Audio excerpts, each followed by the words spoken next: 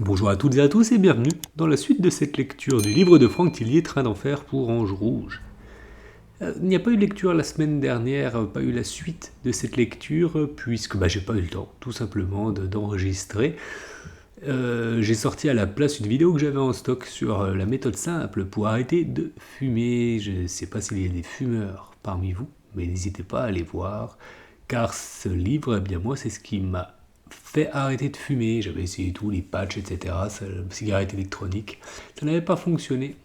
Et finalement, c'est ce livre qui m'a fait arrêter de fumer il y a 6 ans maintenant, 6-7 ans. Donc n'hésitez pas à aller voir si le cœur vous en dit. Et nous devrions reprendre toutes les semaines la suite de cette lecture. Peut-être moins en août, je verrai suivant les vacances, etc., comment ça se passe. Mais vous serez avertis.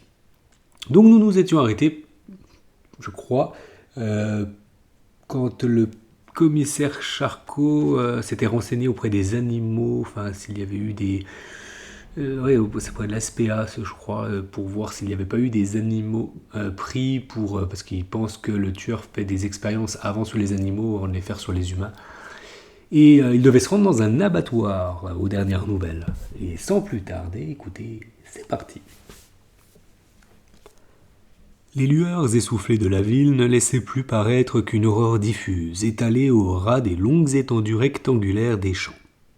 De plus en plus, l'obscurité s'immisçait dans les interstices feuillus des arbres, coulait lentement sur la tôle de mon véhicule, voilait parfois la lumière oblique de mes phares de ces fins serpents de brume.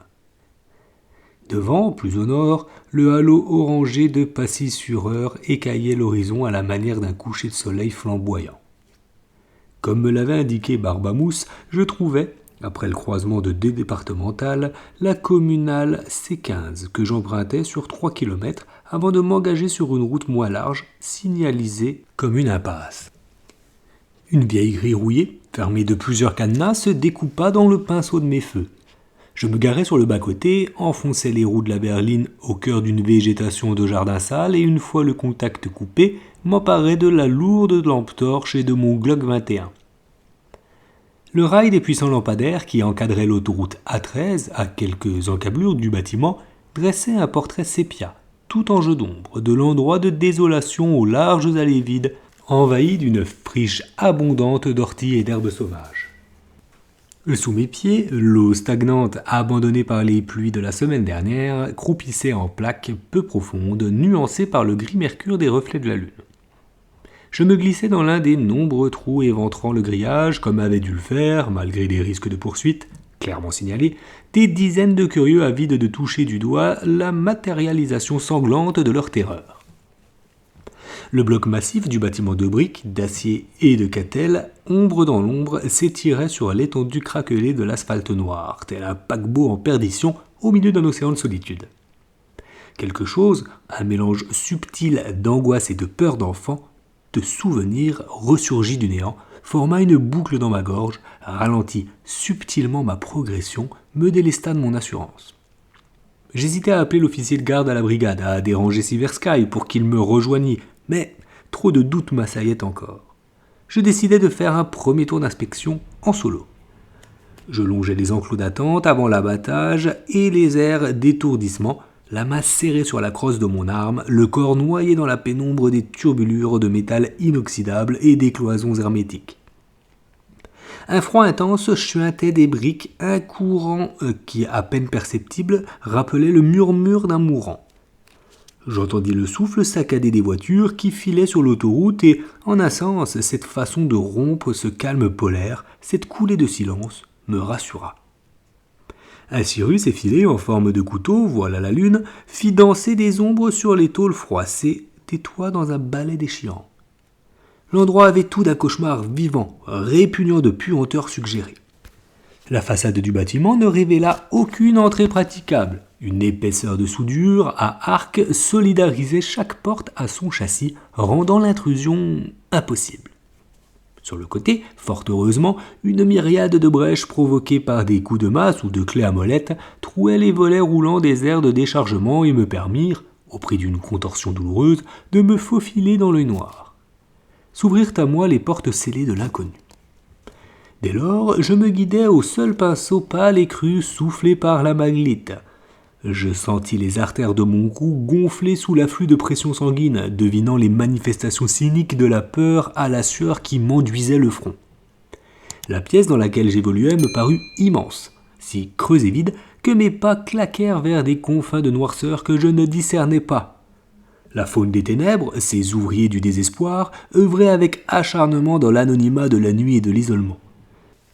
Des araignées tendaient leurs toiles, des mythes agitaient leurs membranes en d'inquiétants frémissements, et j'aperçus même un rat transpercer le faisceau jaune de ma lampe, courir sur une poutre branlante et se glisser entre les pales immobiles d'un ventilateur dont la taille dépassait mon imagination. Je marchais sur des débris de verre, chevauchais des palettes de bois mort, longeais des mangeoires et des abreuvoirs gercés de pourriture avant de palper un rail de saignée qui, suivant toute logique, devait me mener dans le poumon rouge de la salle d'abattage. L'enfer du règne animal puait la tripe et l'abandon. Je me faufilais, dos voûté, sous une porte basse barrée de lanières de caoutchouc noir, là où quelques années auparavant s'entassaient dans un calme électrique les bêtes paniquées, offertes aux appétits insatiables de la mort. Le béton pisseux des murs laissa place aux catelles couleurs d'engaté, du sol au plafond, de l'arrière vers l'avant. L'atroce confinement de ce corridor aux allures de coupe-gorge me fit presser mon arme avec la vigueur d'un soldat. Au ras de ma tête, des néons éclatés, dont les fines particules de verre tapissaient le sol comme une couche de neige coûteuse. Je progressais avec prudence, l'oreille attentive, aux soubresauts des tuyaux craquants, à la course invisible de petits animaux qui me hérissaient tous les poils. Le rail me jeta dans une pièce gigantesque, au mur si lointain que le pinceau de ma torche s'épuisa presque avant de les atteindre. Des dizaines de box d'étourdissement, alignés de part et d'autre du rail de saignée, croupissaient dans l'obscurité, comme des employés de l'ombre parés à reprendre le cours de leur macabre mission. Je balayais avec ma torche toutes les directions, le regard aux aguets. La fraîcheur rouge de la viande congelée n'avait jamais quitté cet endroit humide, caverneux, effrayant dans sa monochromie blessante. Les tubes d'aération et d'évacuation me décochèrent des reflets bleutés sous les assauts photoniques, tels des clins d'œil mortels. Plus j'avançais au hasard de mes intuitions, plus la salle s'étendait, comme écartelée. Je devinais, là, juste devant moi, les carcasses du passé suspendues, éviscérées, puis sciées en deux du groin à la queue. J'imaginais ces seigneurs en blouse maculée de glaires de sang, d'acide stomacal, plonger les bêtes dans les bacs d'échaudage, les ébouillanter jusqu'à ce qu'elles en ressortissent nues comme au jour de leur naissance. Je flairais ces odeurs de têtes de porc entassées par kilos dans les salles d'habillage et de désossement, puis broyées jusqu'à être réduites à l'état de jus de cadavre. Le parvis de la peur me déployait son tapis rouge. J'évoluais dans la machinerie parfaitement huilée d'une bête démoniaque, une entreprise assassine dont le cœur battait encore. Aucune trace des chiens ni de la femme, rampes et couloirs vides, stalles d'étourdissement et plateformes vierges. Je commençais à désespérer et hésiter un instant et me forçais à poursuivre l'inspection, malgré ma frayeur grandissante et ma certitude d'éprouver toutes les peines du monde pour regagner la sortie. À ma gauche, je découvris un cadran brisé de balances des réchauffeurs hors d'usage, des prises d'eau éclatées, un mont d'étiquettes à oreilles de fiches antémortem abandonnées sur le sol. Au-dessus des supports accrochés et à rails en surplomb éventrait le plafond en une longue ligne jusqu'à une bouilloire percée par le gel des tuyaux intérieurs. Il faisait noir, si noir que le poids de l'obscurité m'écrasait le dos. D'insoutenables effluves de putréfaction me surprirent, me brûlant les narines. Réel, prenant au point de me compresser l'estomac. J'effectuais 3 pas en arrière, glissais le bas de mon visage dans le col de ma veste et avançais à nouveau, tête baissée. Mais l'infection s'imprégnait dans le tissu, pénétrait en moi avec sauvagerie et comme un gaz mortel. Je tentais bien de respirer le moins possible, mais à chaque nouvelle bouffée d'air, je sentais que tous mes organes allaient me passer par la bouche. Je vomis un filet de bile jaunâtre, me ressaisis et me traînai jusqu'à la lourde porte de métal entr'ouverte d'une salle réfrigérée. L'odeur, devenue atroce, me redressa, me comprimant la poitrine et les côtes dans une étreinte douloureuse. Devant moi, dévoilés crûment par le faisceau lumineux, 6 chiens gisaient, entassés, têtes emmêlées, poitrines craquées, dos lardé de plaies béantes. L'éclairage puissant de la maglite révéla les tendons agrippés à l'os, tiraillés à leur maximum au travers de la chair noircie et pourrissante. Les cavités des yeux rendaient des globes desséchés, à peine retenus par les tresses des nerfs optiques, et les gueules suppliantes, figées dans un utile cri de douleur, s'imprimèrent sur le tableau blanc de ma mémoire. Une crise plus farouche de mon estomac me plia en deux. La porte, au gonds rouillé derrière moi, se mit à grincer en se rabattant lentement. Je frôlais la crise cardiaque, mon cœur stoppa puis accéléra enfin, déréglé et perdu tout autant que moi. Je me ruais hors de la pièce, tournais sur la droite au lieu de rebrousser chemin et m'engouffrais dans un corridor en pente, affolé, écœuré. Des rigoles couraient de chaque côté, enduites de sang séché, presque évaporées pour se perdre dans les profondeurs inexplorées de l'abattoir. Ce sanctuaire de carrelage blanc, taché de peau morte, d'éclats d'os, d'empreintes poussiéreuses, me tourna la tête. Les vitres en plexiglas des postes d'inspection des viscères me renvoyèrent à l'éclat de ma propre torche en pleine figure, comme un coup de scalpel sur mes rétines. Je progressais, toujours, coûte que coûte, accroché au dernier soubresaut de courage qui m'animait encore. Les canaux transverses d'évacuation bifurquèrent à droite, dans une très forte déclinaison, se jetant dans une fosse profonde. Je me penchais, promenais en geste tremblant l'œil curieux de ma torche au fond du puits. Une échelle métallique permettait de descendre et, apparemment, d'emprunter un tunnel de béton menant probablement au cœur du système de ventilation et d'évacuation. Un groupement de tuyaux au diamètre divers s'y enfonçait aussi. Alors, je décidai de m'aventurer sous terre, dans le poumon de l'enfer. Je longeais les tubes métalliques du bout des doigts, m'écorchant les phalanges sur des canalisations jadis explosées par la force brute de la glace. Le sang gicla, se mêla à la poussière en gouttes épaisses qui craquèrent en percutant le sol. Je remarquai alors la présence d'empreintes de pas, des marques fraîches, vierges de salissure, aux contours propres et définis, des allers et retours dans l'ombre sous terre, à l'abri des regards, dans l'entrepôt du diable, les marques du tueur. Les tuyaux et les pas me conduisirent dans une ouverture latérale d'où chuintait un bruit sourd, à peine perceptible comme celui d'un moteur lointain. Là, au fond, un ray de lumière blanche rampait sous une porte. Je m'éloignai, à reculons, retournai au pied de l'échelle pour y sortir le cellulaire de ma veste et composer le numéro de la permanence à la criminelle. Pas de réseau, communication refusée. Tout ce métal et ce béton agissaient comme un tissu opaque, un filet à ondes infranchissable. Je ne pris pas le temps de ressortir, résolu à agir seul. J'avais en ma possession l'effet de surprise.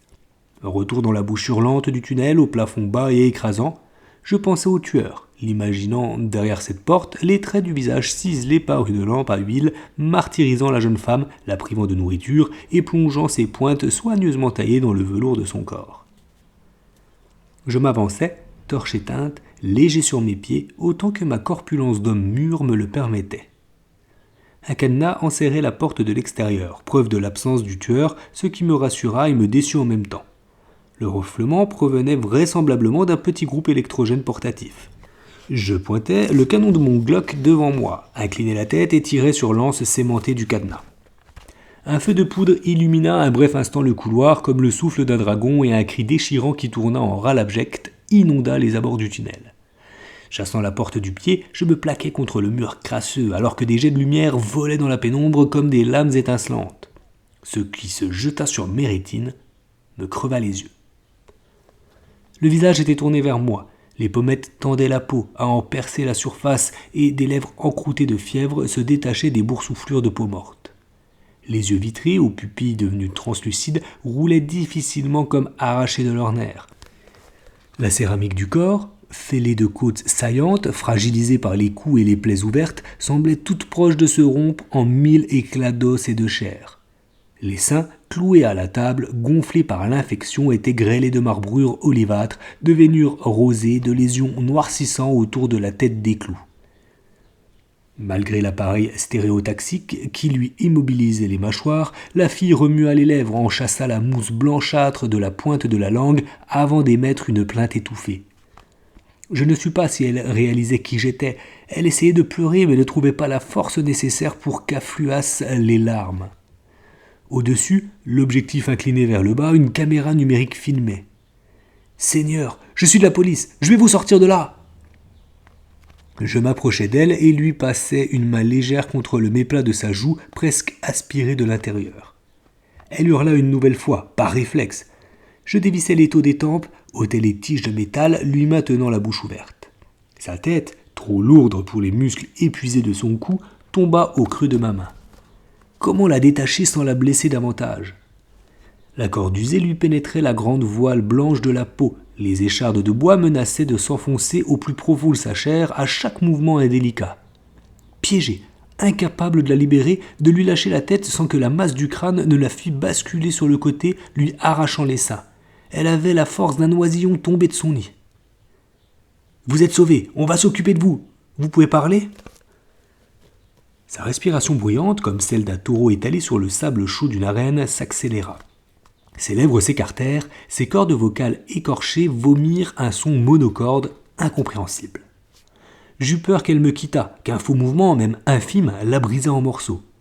Je n'entrevis aucune solution pour libérer ses chairs de l'emprise meurtrière des clous industriels.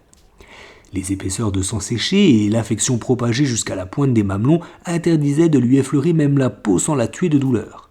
Il me fallait de l'aide, absolument. « Je vais ôter ma main. Essayez de maintenir votre tête droite. » Je retirai le bout des doigts, mais la tête chancela, à peine retenue au corps par la charpente délabrée du cou. Le choix qui m'incombait me répugna. « Écoutez, je vais revenir, il faut une ambulance, je vais vous bloquer la tête avec l'appareil sans serrer trop fort. » Ses yeux chassieux montèrent vers moi. J'y déchiffrais l'exécration, l'envie de mourir surpassant celle de vivre. Elle me suppliait sans parler de rester auprès d'elle, de lui réchauffer le cœur d'une manière ou d'une autre. Déchiré intérieurement, je serrais l'étau d'une seule main, en soutenant la tête presque démantelée de son totem de chair. Pourquoi cette escapade solitaire ? Quelle saugrenue prétention m'avait empêché d'appeler les renforts bien avant, dès que le doute m'avait traversé l'esprit ? Je reviens, je vous le promets. Je vais sortir, remonter pour téléphoner avec ceci, lui montrant mon portable. Les secours arriveront, on va vous libérer. Vous m'entendez ? On va vous libérer. Tenez bon, je vous en supplie, tenez bon. Je glissai des doigts tremblants dans sa chevelure rance, sans soutenir son regard, et m'enfuis, me ruant dans le corridor, le souffle court, suffocant, téléphone et revolver pressés contre moi comme les derniers biens d'un naufragé. Il fallait que je la sauve pour me sauver moi-même. Rien d'autre ne comptait à présent. La sauver, qu'elle vive. Je m'aventurai dans le tunnel avec prudence. Ma voiture garée devant l'entrée, le roulement du coup de feu dans la gueule de l'abattoir étaient les preuves tangibles de ma présence. Au moment où j'empoignais l'échelle menant à l'étage des salles d'abattage, un faisceau lumineux s'accrocha à mon épaule et un picotement vif investit mon deltoïde gauche. Je basculai contre le mur, pointai le pinceau de ma lampe torche en direction de mon col pour y découvrir un petit tube d'étain terminé par un bouquet de plumes rouges. Une fléchette anesthésiante. Je l'arrachai de la veste, levai le canon de mon Glock vers le haut du puits et tirai jusqu'à ce que mon doigt ne trouvera plus la force de plaquer la queue de détente contre le pontet. Une pression m'écrasait les poumons, une main invisible me serra la gorge, rendant le passage d'air difficile. Mon bras et mon épaule gauche semblèrent se décrocher de mon corps et le liquide froid fila en direction des membres inférieurs à une vitesse saisissante. Je me renversai dans le corridor au prix d'un effort surhumain, alors que, d'un coup, mes pieds s'enracinaient dans une mer de roches. Les muscles jambiers fanèrent et me lâchèrent. Accroupi, puis couché, incapable de remuer le tronc, j'enfonçai mes doigts dans le verre pilé des néons éclatés pour combattre les effets de l'anesthésique. Je ne perçus qu'une infime partie du trait de douleur, preuve que l'afflux massif de produits terminait sa fulgurante digestion de mes sensations. Ma main s'ouvrit d'elle-même, la paume en sang, les doigts repliés puis détendus, hors de contrôle. Paupières figées, bouche ouverte, incapable de déglutir, mais parfaitement conscient. Un poisson dans une bourriche. Mes membres s'allongèrent puis rétrécirent. Les tuyaux au ras du sol se ramollirent, se tordirent dans l'espace en une lenteur exagérée. De la poussière soulevée par ma chute vint se coller sur mes rétines, provoquant une sécrétion lacrymale impossible à maîtriser. J'eus l'impression de ne plus rien entendre, ni le bruit de ses pas, ni sa respiration, et pourtant je sus qu'il approchait de moi. Je le sentis comme on devine l'haleine d'un feu sans en voir les flammes. Il venait m'achever, tel un messie du mal, un messager de l'au-delà chargé d'une mission de destruction. Je ne suis pas prêt à mourir, je veux vivre. Mais ce choix ne m'appartenait plus désormais. Mes yeux restèrent fixes. Je voulais parler, crier. Les mots se bloquèrent à la porte de ma conscience ou restèrent accrochés aux cordes vocales. Où était-il ? J'entendis mon sang affluer, bouillonner, gonfler mes artères. Les sons intérieurs de mon organisme s'amplifièrent. Ceux de l'extérieur diminuèrent. On me glissa un bandeau devant les yeux, mais je n'aperçus ni bras ni mains. Noir complet. Je sentis une force me traîner sur plusieurs mètres, une force d'aimant invisible et pourtant phénoménale. Quelque chose, quelqu'un, me ramenait probablement à l'endroit d'où je sortais. Longue plainte de désespoir, interminable. La fille hurla à s'en déchirer la poitrine. Je devinais les soubresauts d'espoir qui se brisaient en elle comme les dernières vagues d'une mer prise par le gel. Plus de mouvement. On m'avait abandonné sur le sol. Les hurlements devinrent gloussements, les gloussements des râles d'agonie, puis plus rien. Je sombrais. Je me réveillais lentement, avec l'impression d'avaler du papier de verre à chaque déglutition. J'ôtais le bandeau de mes yeux et les doigts lourds. Je me levais, les membres encore alourdis par les restes d'anesthésique, me retournais et découvris, soudain, qu'il n'y avait plus rien à faire pour la fille. C'est la fin de notre lecture. Un chapitre, un sacré chapitre. Je pense le chapitre le plus fou, le plus, je sais pas comment dire, le plus prenant de cette histoire. Je sais pas ce que vous en avez pensé. Ceux qui ont été jusqu'au bout, dites-moi en commentaire. Je l'ai trouvé assez incroyable cet épisode. Il était très prenant, effectivement. J'ai hâte de lire la suite. Écoutez, j'espère que ça vous aura plu autant que moi. Et écoutez, je vous souhaite à toutes et à tous une bonne journée, une belle soirée, un bon week-end, une belle nuit si tel est le cas. Et n'hésitez pas à me dire ce que vous pensez, ce que vous imaginez pour la suite. Est-ce que certains ont déjà une idée de qui est le tueur, peut-être ? Je vous embrasse tous. À plus.